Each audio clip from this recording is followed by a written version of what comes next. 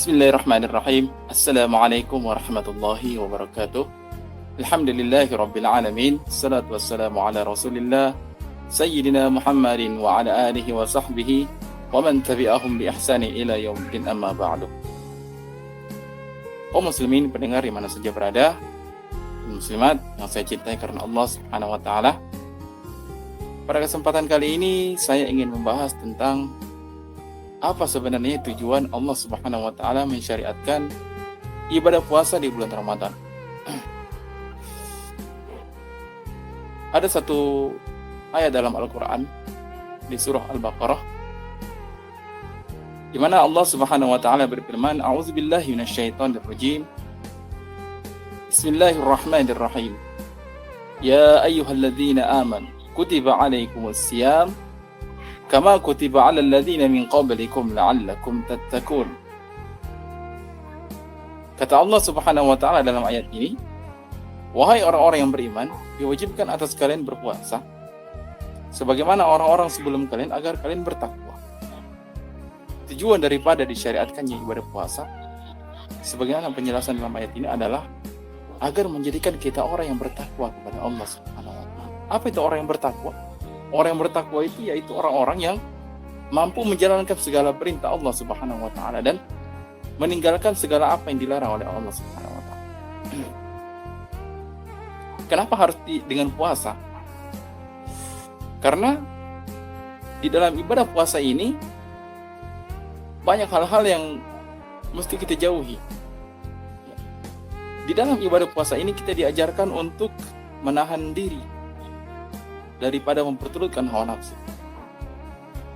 Karena hawa nafsulah yang menjadi penghalang bagi manusia untuk bertakwa kepada Allah Subhanahu wa taala. Makanya di dalam ibadah puasa itu apa-apa yang tadinya dihalalkan, apa-apa yang tadinya dibolehkan, itu dilarang di bulan Ramadan di siang hari untuk dilakukan. Seperti contoh, berhubungan suami istri adalah sesuatu yang halal. Bahkan kata Rasulullah itu adalah merupakan amalan yang bisa menghasilkan sedekah, yang dengannya seseorang akan mendapatkan pahala bagi orang yang melakukan hubungan tersebut. Tetapi di dalam ibadah puasa ini, hubungan suami istri itu menjadi sesuatu yang diharamkan untuk dilakukan. Bahkan hukuman bagi orang-orang yang melakukan hubungan suami istri di siang hari pada saat sedang berpuasa adalah sebagai berikut: berpuasa 2 bulan berturut-turut. Artinya dia berpuasa itu selama 2 bulan tanpa berhenti. Maksudnya tiap hari, sebagaimana bulan Ramadan tiap hari kan. Ya, dia 2 bulannya berpuasa tiap hari berturut-turut. Saking luar biasanya itu ya, hukuman yang diberikan, ya, denda yang diberikan itu. Kalau tidak membebaskan budak, nah itu memerdekakan budak. Sedangkan sekarang ini tuh tidak ada lagi yang namanya budak. Kalau tidak memberi makan 60 orang miskin, semuanya perlu pengorbanan ya. Denda-denda yang diberikan ini. Makanya kita disuruh untuk menjauhi yang namanya hubungan suami istri pada saat di siang hari. Bahkan kita disuruh untuk menjauhi yang namanya ghibah. Ghibah, menggosip atau membicarakan orang lain. Di dalam ibadah puasa itu dilarang. Apakah pahalanya batal? Batal. Apakah puasanya batal? Tidak. Tapi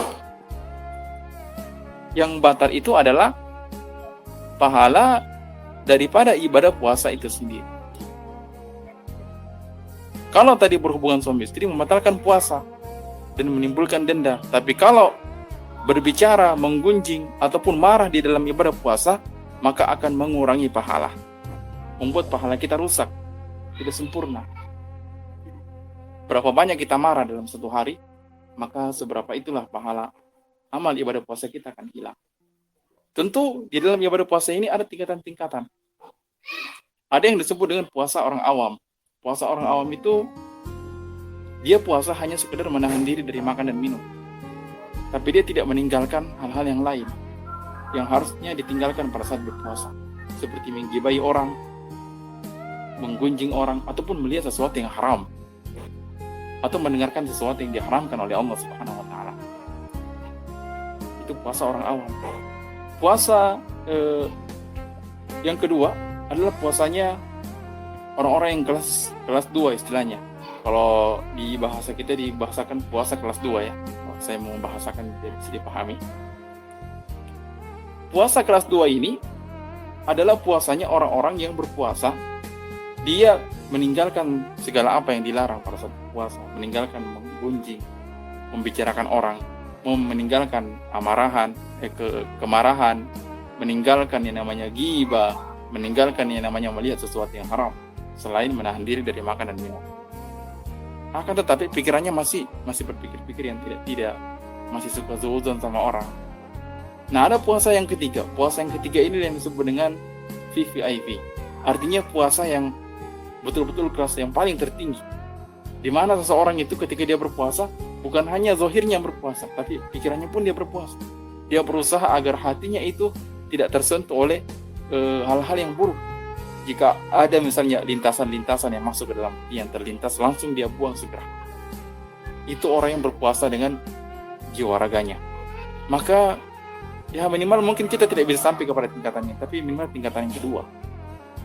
Kita bisa berpuasa dengan baik, meninggalkan ghibah, meninggalkan membicarakan orang lain, menahan diri daripada apa yang dilarang pada saat kita sedang melakukan ibadah. Nah, itu semua tujuannya agar melatih diri kita, sehingga diri kita ini terlatih, jiwa kita terlatih, sehingga ketika jiwa kita terlatih, kita mampu untuk menjalankan ketaatan kepada Allah Subhanahu wa Ta'ala. Dan kalau kita bisa melakukan itu selama sebulan, maka insya Allah pada saat akhir bulan nanti, di bulan Ramadan, kita akan mampu mendapatkan gelar. Kita akan diberikan oleh Allah Subhanahu wa Ta'ala gelar orang-orang yang bertakwa.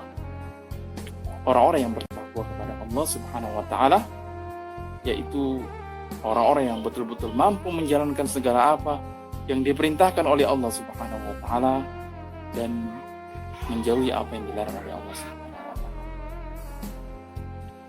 Terakhir sebelum saya tutup,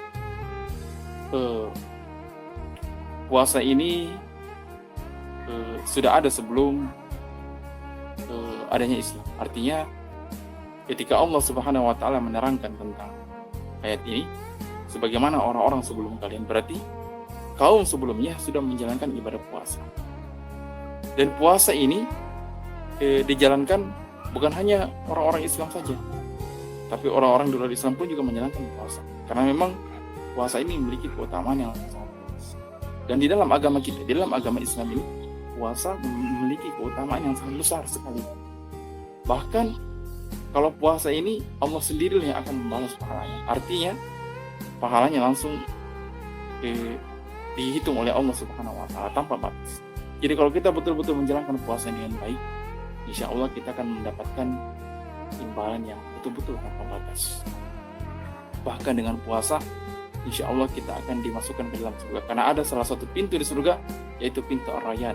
Kalau kita rajin menjalankan ibadah puasa dan menjalankannya dengan baik, insya Allah kita akan masuk dari pintu tersebut. Insya Allah, semoga kita termasuk orang-orang yang senantiasa istiqomah dalam lindungan Allah Subhanahu wa Ta'ala, dan sampai akhir Ramadan nanti kita bisa menjalankan puasa kita dan mendapat gelar la'allakum tattaqun.